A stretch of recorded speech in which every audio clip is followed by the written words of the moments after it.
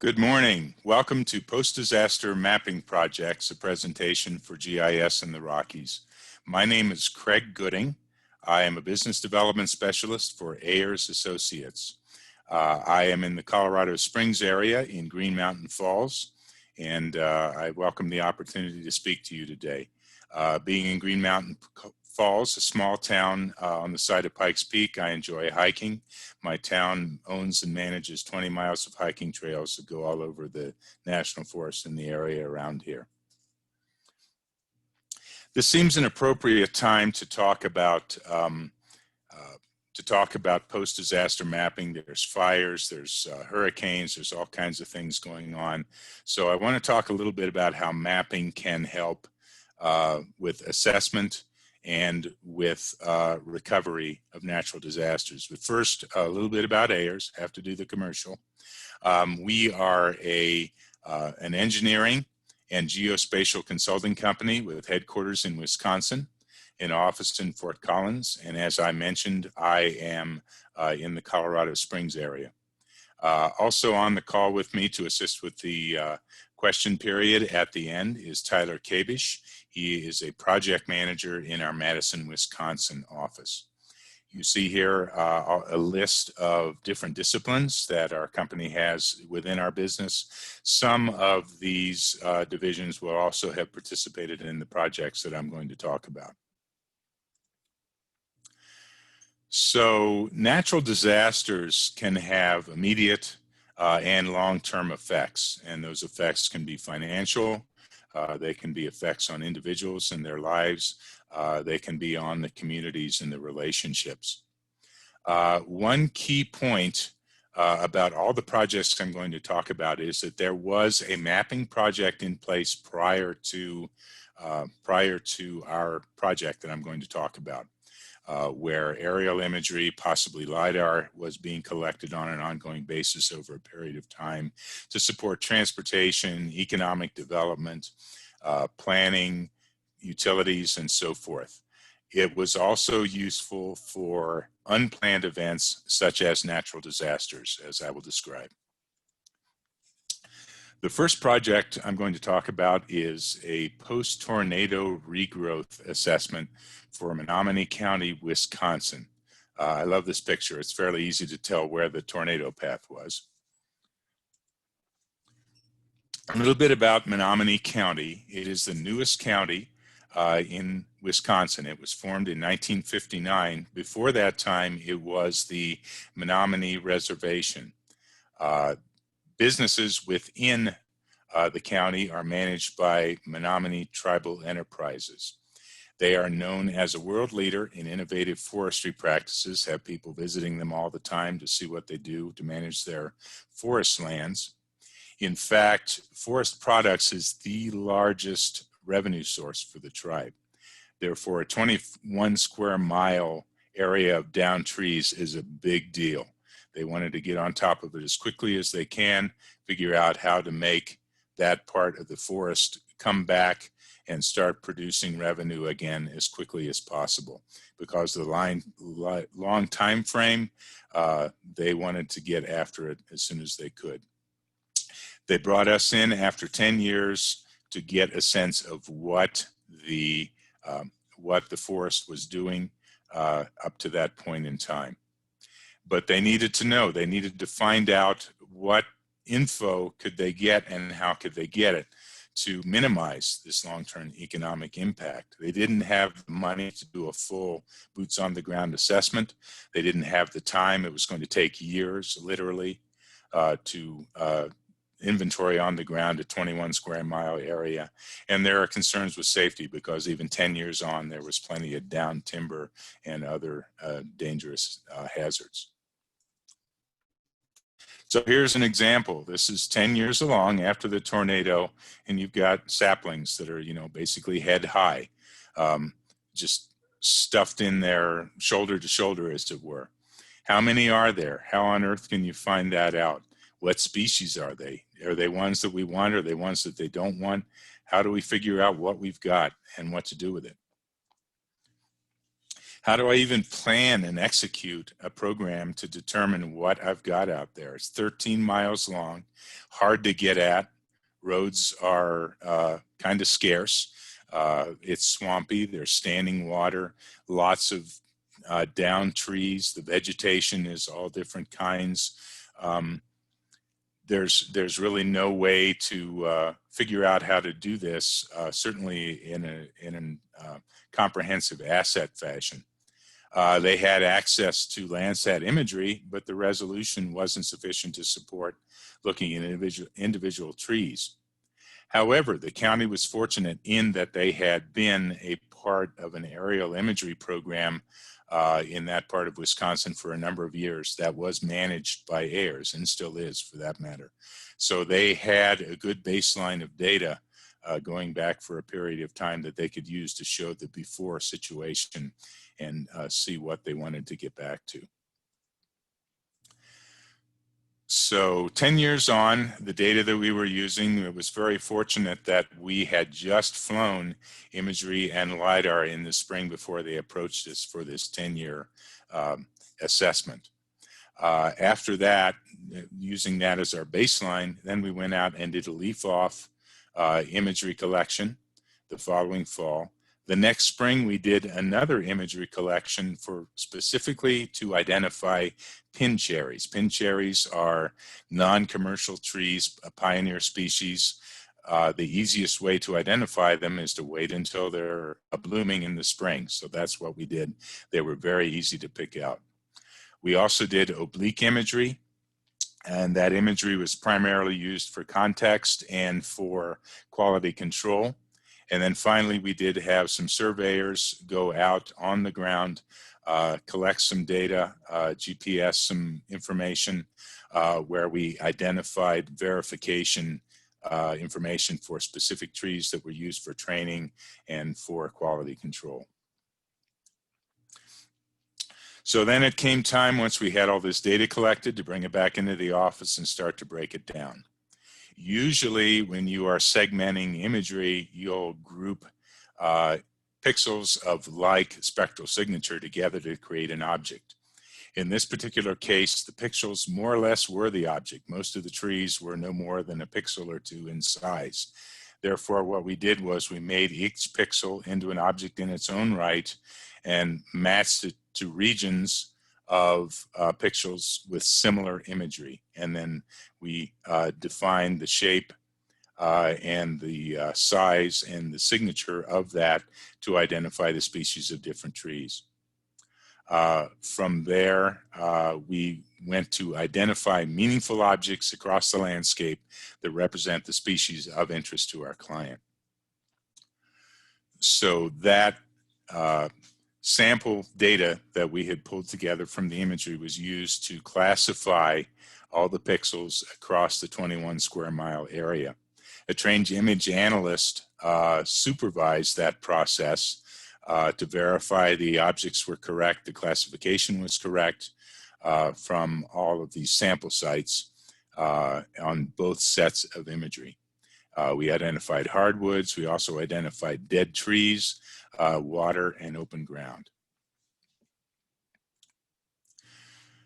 So here's an example of what we came away with. On the left is one of the images that we collected. This is in the springtime, the pin cherries, and you can see, you know, a lot of the foliage, or excuse me, the blossoms that are out. So the pink on the right-hand side is all the pin cherries that were identified.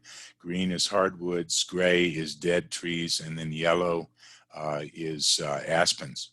Identifying the dead versus the commercial versus the non-commercial gave the tribal enterprises the info they needed to develop site-specific plans.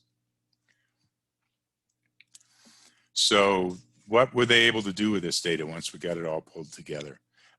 They were able to match out naturally regenerating stands that were doing what they wanted them to do, basically. So they could go out there, examine the situation, see maybe if there was anything they could do to thin out some of the pioneer species that they didn't want, and so forth. look at areas that weren't coming back the way they wanted them to. They need to go out and plant. They need to do any other sort of management efforts. And then manage the pioneer species, which typically are the ones that do not have a lot of commercial value, and kind of encourage the important tree species to come along and eventually take over from these pioneer species. The benefits that they got out of it, obviously they overcame the fact that they did not have the staff to go out in the field and collect this information. By doing it through aerial imagery, we were able to take it back into the office and perform the work that way. Saved all the money that they would have had to spend doing a boots on the ground, very labor intensive prospect. Doing all the time that they didn't have, they were able to get out in front of the process much sooner, and therefore they will realize the financial benefit on the back end. And obviously the safety consideration, they didn't have to send their people, or for that matter, a consultant's people, out into the field to do an on-the-ground assessment, and therefore people were safer and obviously a lot happier. The next project that I want to talk about is in Ashland County, Wisconsin, which is in northern Wisconsin. In 2016, there was a major flooding event. There were a total of 200 washouts all across a couple of counties in this area. It's a heavily on Lake Superior, so there's a lot of tourism. And unfortunately, this happened at the height of summer, so it really massively affected the tourism and the economy of the area. We Ayers have an emergency engineering contract with the Wisconsin DOT. Therefore, they reached out to us to get things up and running as quickly as possible and get these roadways restored to the best of our ability. So we in mapping worked with our structure engineers, our highway engineers, and our hydrology water engineers to put this together. They wanted the designs fast-tracked. They wanted them back within 2 weeks so that they could start the process. The main reason they needed them within 2 weeks was that they had a deadline that they needed to submit estimates to FEMA in order to get funding. So we put together a process, which I will describe, for how we were able to turn this around so quickly. The good news is that just like the previous project and the next one, there was already existing aerial data in place. We had flown within the previous year or two both Lidar and Imagery for this area. So we once again had a good baseline, which was, as you'll see in a moment, was critically important to be able to turn this around quickly. The first, I'm going to talk about 3 different bridges or culverts in this particular project. The first one is County Highway E over the Marengo River, or in this particular case, it's the other way around, under the Marengo River. This culvert had washed out 3 times over a period of about 5 years. Therefore, they had decided it was probably time to do something a little bit different.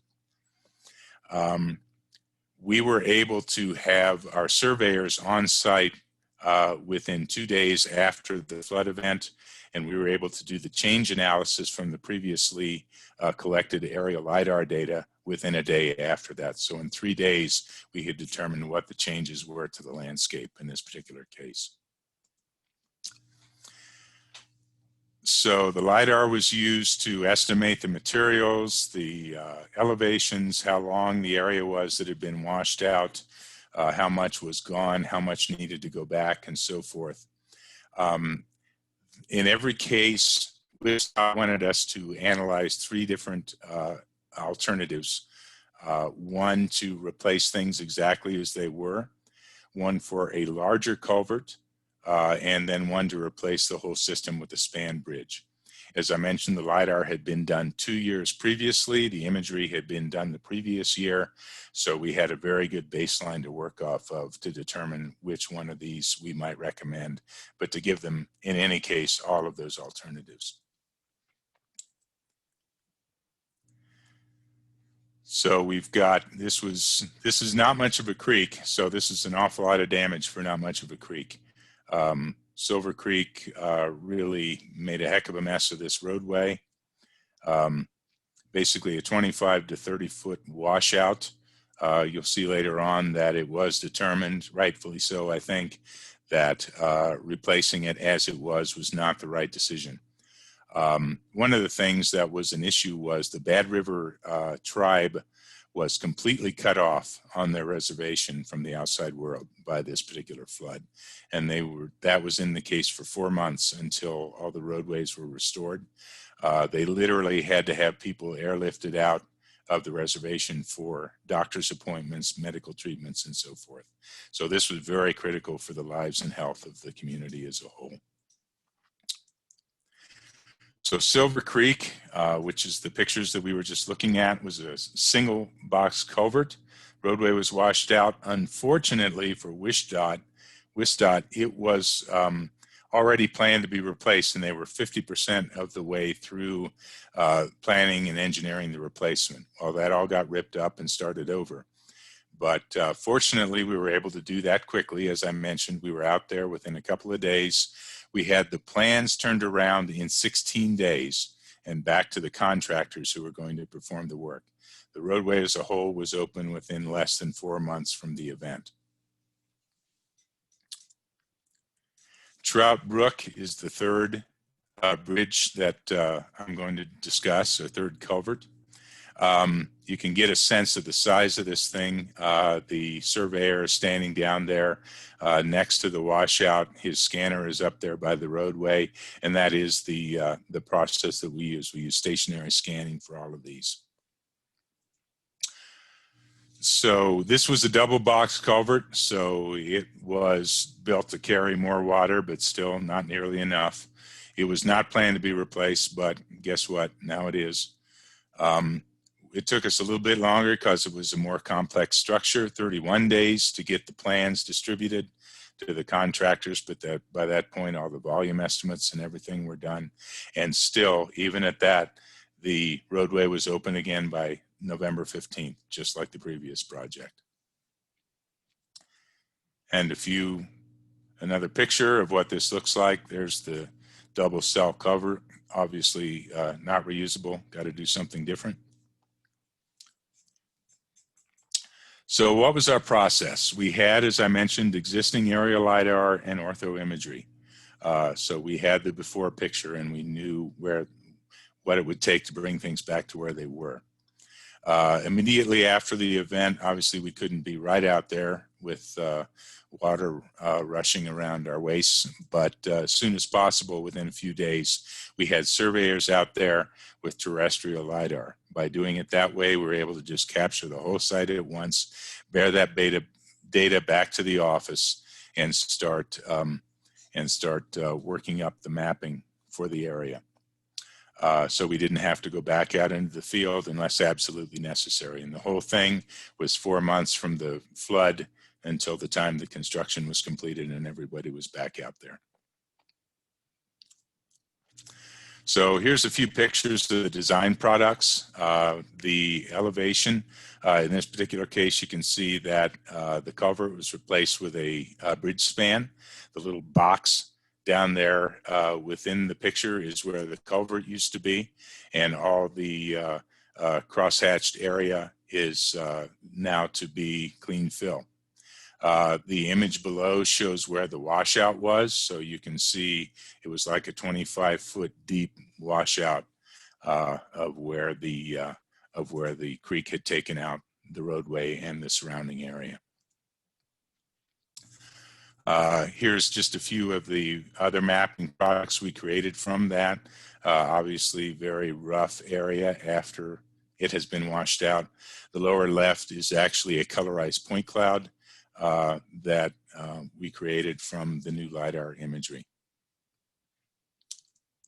The last project is probably familiar to a lot of people, and that is the US 34 Big Thompson Canyon project.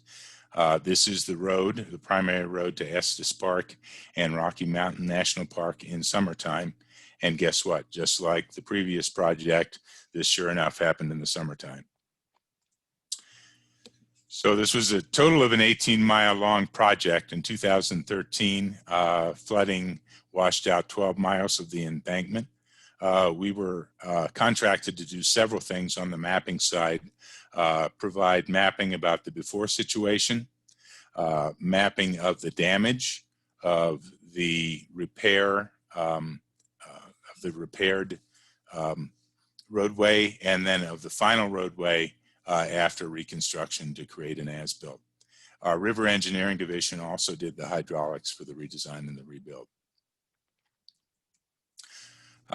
This is a great quote, and it really talks about the challenges of working in a narrow canyon like this. The original plan was to reconstruct the roadway identical to the original, but the assistant project director put it very well, which is, you know, usually you put the roadway where you want and you make the river do what you want it to do so the roadway can be where we want it to be. In this particular case, the river is going to have its way, and you need to take that into account and design the roadway appropriately to avoid the river destroying what it is you've done. Fortunately, just like the previous two, we were already involved in an aerial mapping project, in this case for Larimer County. And in this case, it was very recent, literally the month before the flood, we had collected aerial Lidar for the area of the canyon. So we were able to use that data to get a very clear and very accurate picture of what was in place before the flood event. The CDOT also asked us to go back in time to recreate the situation before, back since the previous flood, which was in 1976, and to, over a period of time, show the changes at the bank, just so they could see the operation of the natural processes on the canyon as well. So we digitized the bank lines over a series of years to show that. And then we created profiles from the Lidar that we had done right before the flood itself. So just like the previous two projects as well, there were a series of acquisitions. And these images, I think, is very interesting, kind of shows you the extensiveness of the damage. So we had our existing data. We had Lidar then that we flew in the fall after the event, once things had calmed down slightly. We determined that photogrammetry alone would not handle the modeling we needed in this steep canyon, so we did high density Lidar as well. We did photogrammetry the following summer to show the post-emergency repairs, and then again in 2017 Lidar once more to do an as-built and to get the new floodplain boundaries. So after the flooding, we did the post-flood state to show what had been damaged and what needed to be done. Our hydraulic engineering team, this was a very complex project, obviously a lot of obstacles in the river. They used ArcView Model Builder for semi-automated scour calculations, very challenging, high velocities. The flood was actually throwing boulders around the canyon. And then we created our as-builts using the Lidar. The primary goal was to create new floodplain boundaries because the design was to have one lane passable during a 100-year flood event. So seeing where those 100-year floodplain boundaries were allowed us to verify that that design goal was met. Of course, at the same time, there were other floods going on in the same area. It didn't stop at the canyon. The Poudre River, the South Platte River in Weld County also flooded. We collected additional imagery in the area, and our engineering people used those images to support a number of river engineering projects at the same time. I will say that I admire whoever designed that wastewater project on the left-hand side, that it remained above the floodwaters. That was fairly impressive to me. So in summary, having an existing mapping program in place makes this much, much, much easier. We know what it looked like before. It allows us to see and quantify the event results. In other words, for example, in the Big Thompson Canyon, we were able to see specifically what a 100-year flood event did because we had the before picture, we had the after picture. The difference is the results of the 100-year flood event. We were able to do more work in the office because we were able to bear that data back there and do all of our work, minimize any on-site timing, any on-site time that we spent there. More accurate construction bidding, especially if you're recreating what you had before. You know what was there, you know what's gone. The difference is what the contractor needs to do. And finally, assessing alternatives is easier because you can say, okay, here's the new floodplains. If we recreate it the way it was, are we still going to have a problem, or do we need to do something different? All in all, the idea of having an ongoing regional mapping program pays off in spades when it comes to a natural disaster. Thank you very much for your time, and we'll be glad to take any questions you may have. Thank you.